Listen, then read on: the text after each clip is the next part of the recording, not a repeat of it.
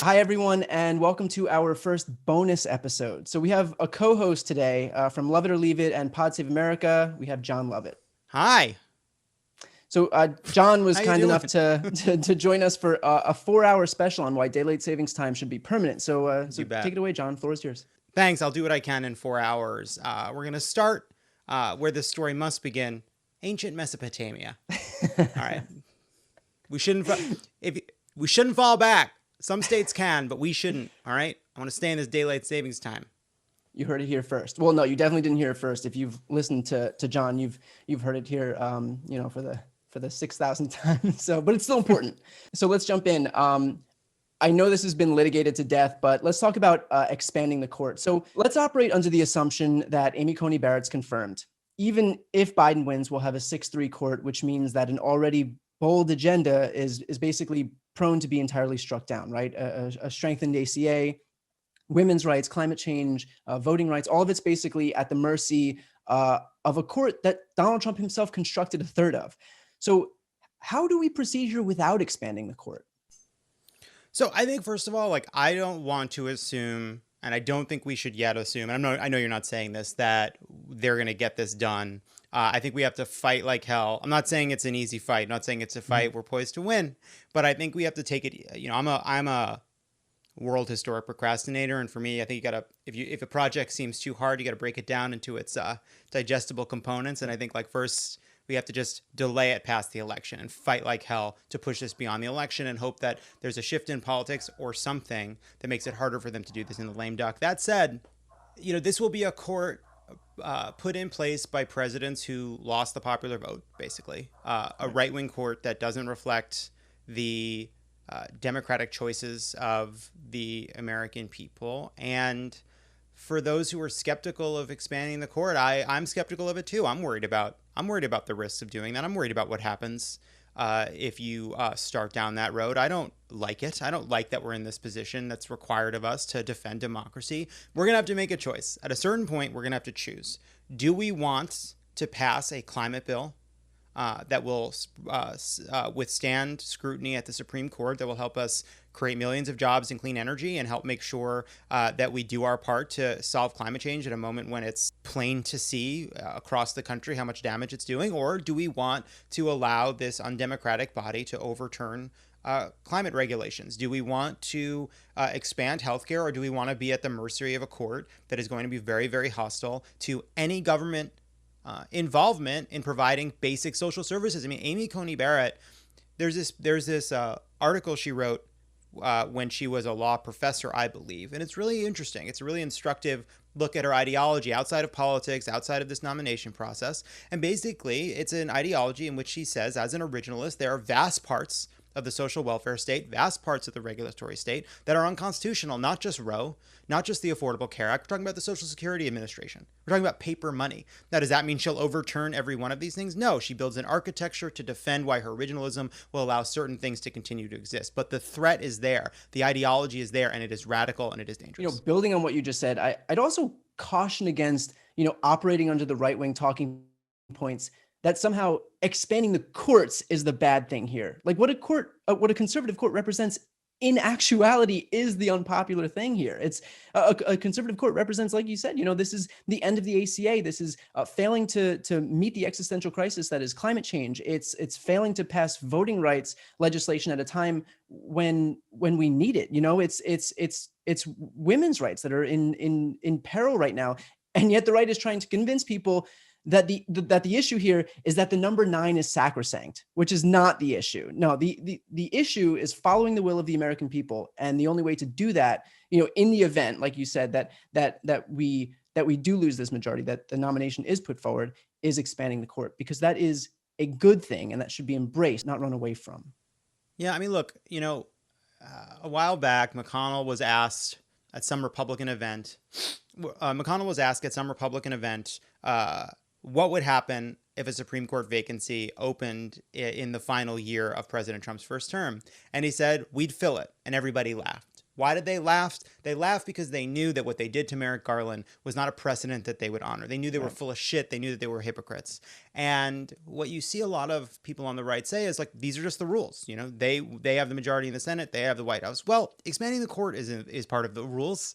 The court has been expanded many times in our history. There's no law. There's no constitutional requirement of 9 justices. It's well within Congress's prerogatives to expand the size of the court. And I think as part of a broader agenda to revitalize our democracy by giving people in Puerto Rico and D.C. a say in how they are governed, protecting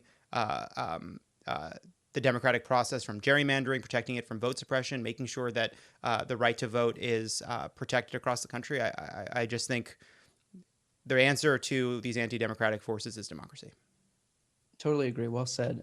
So Democrats have shifted their focus, from the hypocrisy to this is a death knell for the ACA, which I think is smart. Not that the GOP's hypocrisy, being on full display isn't a bad thing, but I do think that the ACA argument is the more effective one here. So do you think we'll be able to capture the same enthusiasm as we did in midterms for this election, or is scandal fatigue drowning this out?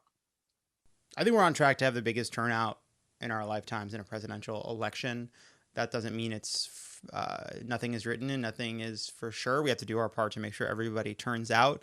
I don't know. I mean, look, Republicans are banking on the idea that there is their core base of people who are motivated by issues like overturning Roe v. Wade, are motivated by a right-wing court, that's more important to making sure their coalition turns out and is successful than alienating the big majority of Americans that do not want to see Roe overturned and are supporters of the ACA. So they're betting on, as they do in virtually all of their politics, they are betting on enthusiasm of their minority in defiance of the will of the majority.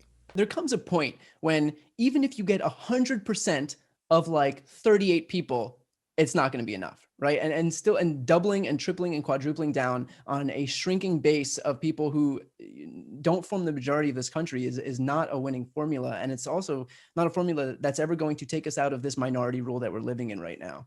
Also, I want to say, predicating this election on healthcare also won Democrats 41 seats in midterms. It was the biggest margin in U.S. history. So it's almost like Trump's disdain for Obama is worth more than him even keeping his job. Like the ACA is fine. It's here, it's law, it's popular, but Trump hates the guy that it's named after so much that he's willing to make this election a referendum on it, even if doing so is going to cost his job, because taking healthcare away from people in a pandemic is bad politics. Yeah, it's really baffling, the kind of political. I think it may just boil down to the fact that what Mitch McConnell wants and what Donald Trump needs are just different things. Like McConnell views judges as part of his legacy. He views having a quintessential Scalia acolyte like Amy Coney Barrett on the court as the final achievement of his time as majority leader, which I think he sees as potentially slipping away. I said this on Pod Save America yesterday. You get the feeling with these Senate Republicans that it's like a bunch of the old crew getting back together for one last heist. Like one big job fell in their laps, and even though they were out, and the walls are closing in, and the voters are closing in, and they can see that they're about to kind of have to run away in a chase. They're just gonna go for it, like De Niro in Heat, just like saying fuck it and going for one last big score. But you know what happens when they come out of retirement for one last big score? It doesn't work. If it worked, it wouldn't be that good of a movie. Let's jump over to tax returns. So we have the New York Times story that shows that Donald Trump paid $750 in taxes in 2016, $750 in 2017, no taxes at all in the 10 out of 15 years prior to that. So what do you think is the effect here? Because I'm trying to decide if this hurts him because everyone pays more than $750 in their taxes. Even the most diehard Trump supporter has to think, okay, yeah, that's not great, or will it not hurt him because of course nothing hurts him? Well, so I think that will something hurt Trump? Will something matter? It's not an on or off switch. So the way I think about it is polls can be wrong. They can turn this around. They can tighten. Some of these constituencies can come home to Trump. Things can get worse in the polling for sure, or the polling can be wrong. Caveats. They're out there. I've given them. You've seen them. I just did the caveats. I want them on the record. That said, if you're Donald Trump and looking at this, the current polling and the current dynamic in the race, you want something to change. You want to win some news cycles. You want to grab the microphone. You want to tell some stories, do some narratives on your terms. Biden wants the dynamic to largely remain the same. The story is about his failures on the coronavirus, his chaotic governing, his chaotic campaign, him being down on the polls, right? Like Joe Biden thinks things are going okay in the campaign. Trump needs something to shift. Every day that there's a scandal like this, every day the story is being driven by someone other than the Trump campaign, by something other than the Trump campaign, that's another day Trump is losing to make his case. So I think it's valuable there. The other thing I would say is, let's look at the people that are out there. Like, look, there's a core group of people that are going to vote for Joe Biden no matter what. There's a core group of people that are going to vote for Donald Trump no matter what. What about those swing voters that may be leaning towards Biden? They want to know more about him. They don't like Trump. Did this story about Trump's taxes help them make their decision? Maybe. Did it help Trump? I don't think so. Did this make his base more enthusiastic about voting for him? I don't think so. Did it make our base less enthusiastic about voting for us? I don't think so. So I don't think there's any read of this story that helps Trump. I do think it probably helps us at the margins. I think we will see in time how much of a mark this leaves. I think $750 is one of those incredibly memorable, easily understandable ideas that will make people very mad. Right.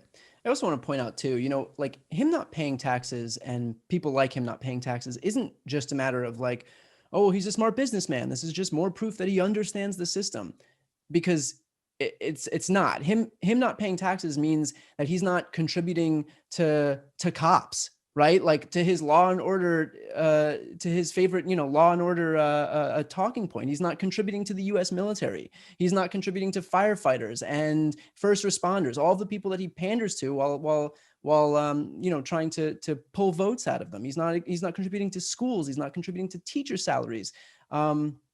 So, I think when he's going to make this final push, especially, while doubling and tripling down on this, on the whole law and order talking point that he's been using as we get closer to the election, it's going to be a lot harder for him to sell that. And it's going to be a lot easier for Democrats to just turn around and say, like, you don't even contribute to these entities. Yeah, the way that I've sort of broken it down for myself is that I see three big takeaways from the tax stories so far, and there's more to come, but this is what I see from those stories. One, the system sucks, right? It's a crime what's legal. That's absolutely the case. And we have, if you go look at the data, ProPublica did a report on this. The most audited counties in America, they're not Greenwich, Connecticut. They're not Silicon Valley. They're poor counties in Mississippi because they go after poor and rural Black people for the earned income tax credit, right? And even as they do that, the resources for investigations into millionaires, into high-level tax fraud has been reduced, right? That tells you that the system is rigged. That's one. Two, even in a rigged system, Trump is not normal. Trump is one of the great tax cheats in American history. One of the great losers in our one of the great losers in terms of how much he has claimed to have lost. One of the great cheats in terms of how many of these ridiculous write-offs and schemes and fees and all the rest that he has been doing for years. It is not.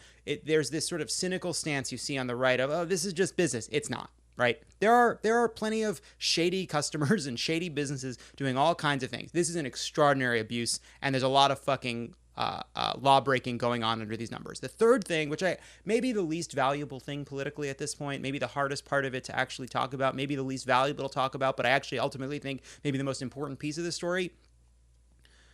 You cannot look at these numbers without realizing that there's something missing. There's something we're not seeing.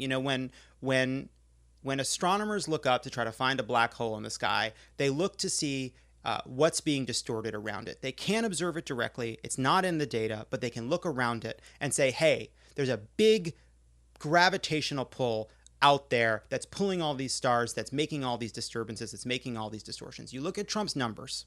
They don't make sense. The debt doesn't make sense. Where the money's going doesn't make sense. How he's moved the money around doesn't make sense. Unless you assume there's a big invisible gravitational pull out there. I don't know if it's money laundering. Seems like it might be. Whatever the criminal activity is, you can't understand these numbers without assuming that there's a black hole our instruments are not yet detecting that tells the truth about why this money is being moved the way that it is.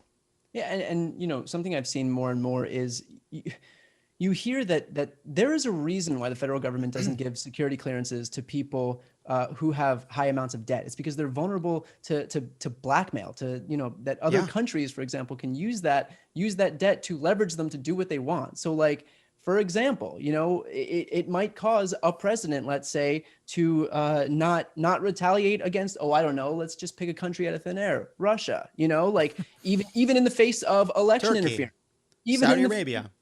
even in the face, right? I mean, you have Jamal Khashoggi being dismembered, and all that Trump can do is applaud their leader. We have Russia interfering in our election as we speak. We have Russia placing bounties on our soldiers' heads, and nothing happens. And it, like you said, I mean, there could very well be a reason for that, and this could be one of them. Absolutely. I mean, look, what do we know about Donald Trump? We know he's in massive debt. And we know he views all relationships as 100% transactional and about what they mean for him personally. That is I would say, a terrible combo for a president. That's just my take. Yeah. Call me crazy. So let's jump over to the debate. We're recording on Tuesday, right before the debate. So by the time this comes out, the debate will have already happened. So since viewers and listeners are going to see and hear this afterwards, what about if we just reported on it as if it already happened? So I'll start. Okay. Crazy debate, John. Got to hand it to Rudy Giuliani and the Trump campaign for looking in Biden's pockets and finding the bottle labeled performance-enhancing drugs for debate. Really glad they shut that down. It's like that Bourne movie with Jeremy Renner. Everybody pretends didn't happen. Taking the blues, taking the greens. Yeah. Let's see. What are my conclusions from the debate? I haven't seen, but others have seen when they are hearing this. One, I thought that the debate moderators could have done a better job of adjudicating Trump spreading just flat out misinformation. They stepped in a few times, but let a couple of real humdingers go by. Two, a extraordinary amount of bullshit coming from a Donald Trump who was basically unprepared and very much not used to being questioned because he's been president for 4 years and has been used to yes sir, no sir for a very long time. And I also do think Joe Biden, I am hopeful, I'm hopeful did a good job of basically using this as an opportunity to not only call Trump to account for his failures as president, to not let him get away with what he's trying to do, which is declare bankruptcy in his first term and run as a challenger, and have an opportunity to speak directly to the American people calmly, like a president, like an actual leader, somebody with compassion, basically giving a lot of people out there the reassurance that he has a plan for how to defeat the coronavirus and bring the economy back, and expose people to a pro-Joe Biden message that a lot of people have said to pollsters is what they need to hear to go from leaning Biden to voting Biden. I think that's really well said. I really hope that happened. Yeah, I do as well. And I think that there's a good chance of it. I think Biden has been, for all, we still fall victim to, again, like right-wing talking points in terms of like their desperation to define Joe Biden. And I think Biden himself has been really effective when he has come out and spoke about his ability to lead this country, especially, with this, especially in the midst of this pandemic, especially what's happening in terms of this economy.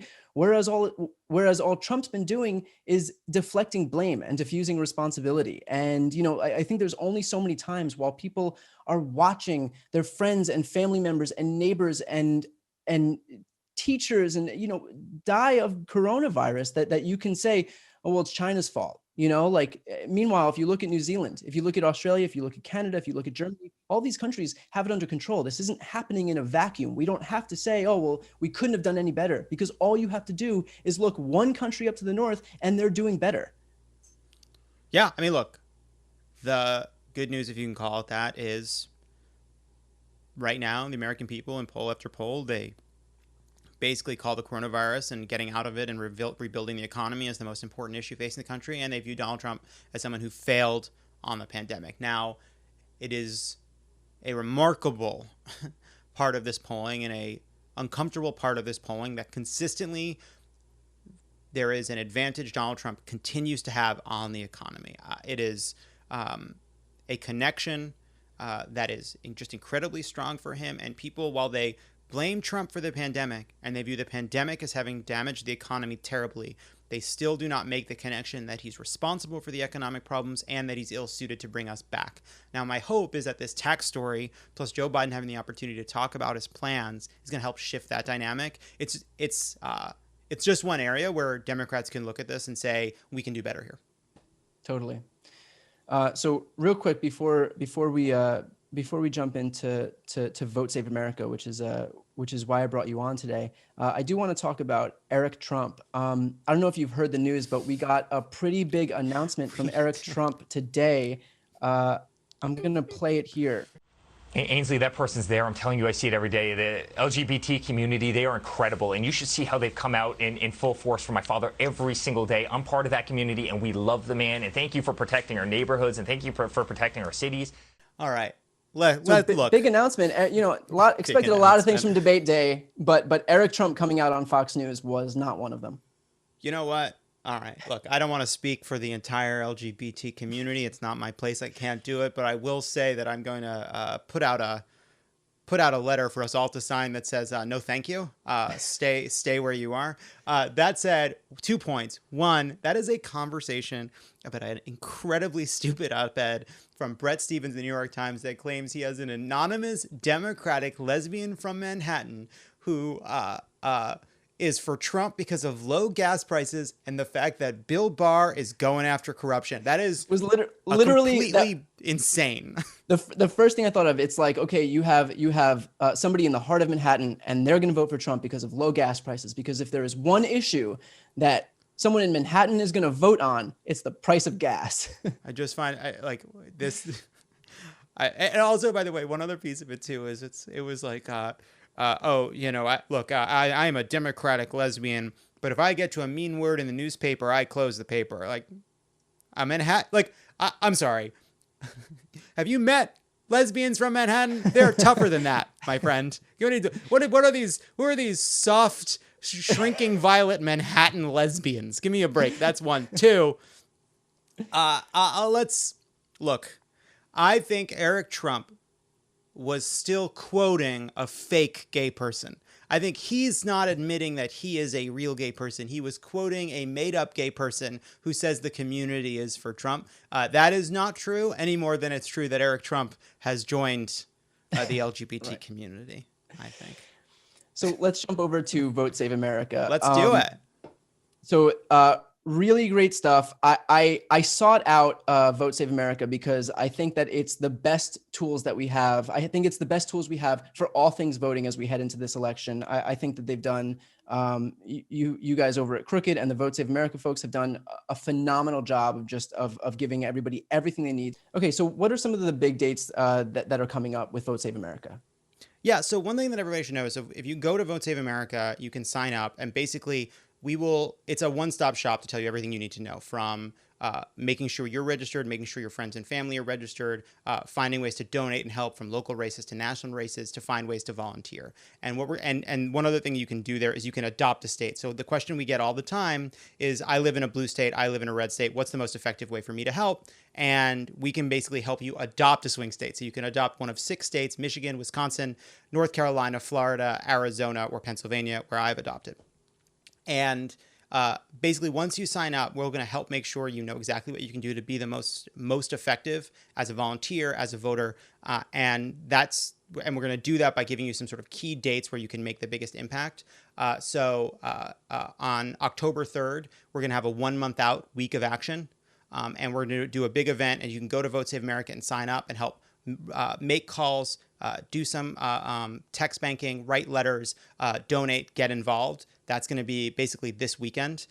Then the week after that, we're going to have our last big adopt a state push to get people to adopt a state and do the most they can in those really key swing states. Starting October 12th, we're going to be getting people to make sure that they are ready to vote, that they have all the information they need about the candidates and about their ballots.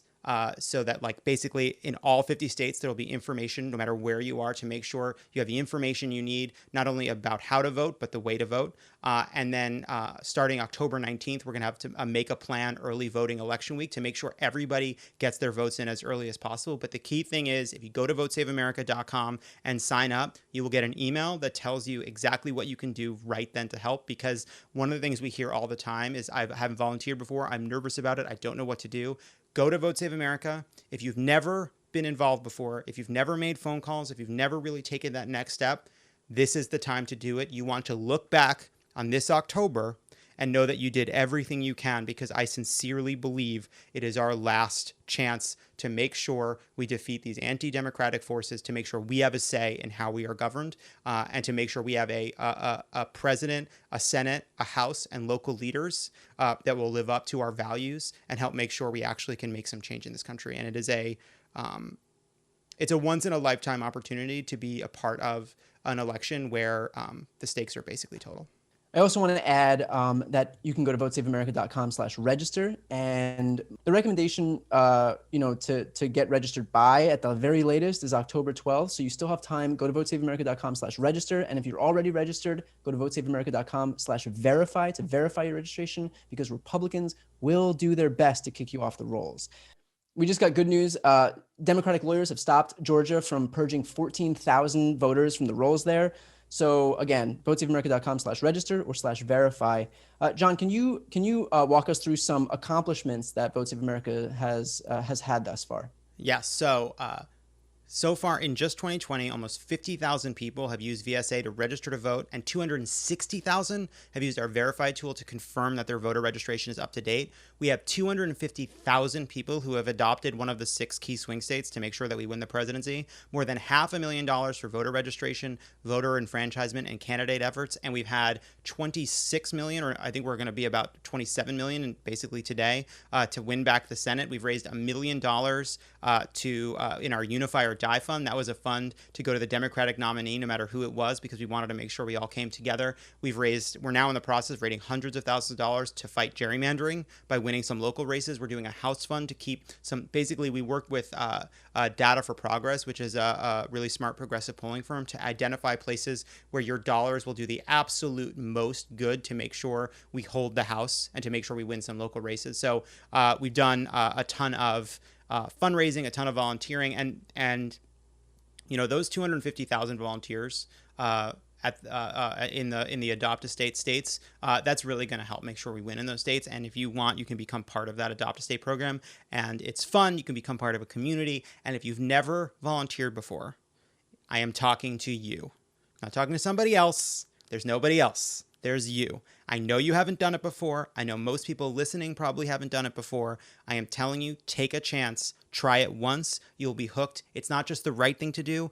It feels better to take action than it does to just read tweets. So do me a favor. If you don't like it after you've phone banged for an hour, if you don't want to text anymore, fine. Try it once. I am telling you, it feels good to do the right thing. And I just want to bring up one thing real quick about your state that you've adopted, Pennsylvania, and that is obviously if you've got a mail ballot, make sure that ballot goes inside the secrecy envelope first, and then inside the outside declarative envelope. Your vote won't count that way, and I think Republicans are banking on this fact, because that's why they fought it in the Pennsylvania Supreme Court. They're banking on the fact that people will screw this up. Yeah, if you're in Pennsylvania, if you know people in Pennsylvania, you fill out that ballot. Blue or black ink. You put it in the secrecy envelope. Then you put that secrecy envelope in the second envelope. If you have trouble remembering this, remember this: 2 fucking envelopes. That's all you need to remember. 2 fucking envelopes. Then you sign and you date that bad boy and you send it in. You may need a stamp. I'm not sure. Some places you may need a stamp. But if we're in Pennsylvania, we're telling everybody that you need both fucking envelopes. There it is. Remember. So the last thing I want to talk about is the states pages. The last thing I want to talk about is the states pages. We have votesaveamerica.com/states is going to give you an example of your ballot, no matter where you live in the country. And this is incredible, because I have people asking me all the time, after all of this, they finally get their ballots. Who do I vote for? VoteSaveAmerica.com/states. You put your address in and it will give you a sample ballot with good progressive candidates that you should vote for. They've done all the work for you. They've done a phenomenal job of getting, aggregating all this information from around the entire country. It's a massively helpful tool that I think you should take advantage of. And you don't have to just take it from us. All right. Have you ever heard of The Rock? You may know him as Dwayne Johnson. Sometimes you put them together, Dwayne The Rock Johnson. He endorsed Biden and Kamala Harris, but he also endorsed Vote Save America. In fact, right now on his Instagram, it says The Rock, founder, Vote Save America. And while that is not technically true, we are allowing it. All right. We are calling him a founder of Vote Save America. All right. Vote with the strength of the fabric of the fabric of those sweaters being stretched against the various spheres that make up his body. Well, I can't think of a better place to go out on the imagery of Dwayne Johnson's body. So with that said, Lovett, thank you so much for taking the time. I really appreciate it. And that's those sweaters, so tight. I think we should fade out on you just discussing the intricacies of Dwayne Johnson's body. It'll be Are they custom? Are they custom? I mean, you can't tell because he's so deformed, the sweater with his muscles. But it's like, I don't think they make sweaters in that shape at Banana Republic, which is what we'll be if you don't fucking vote.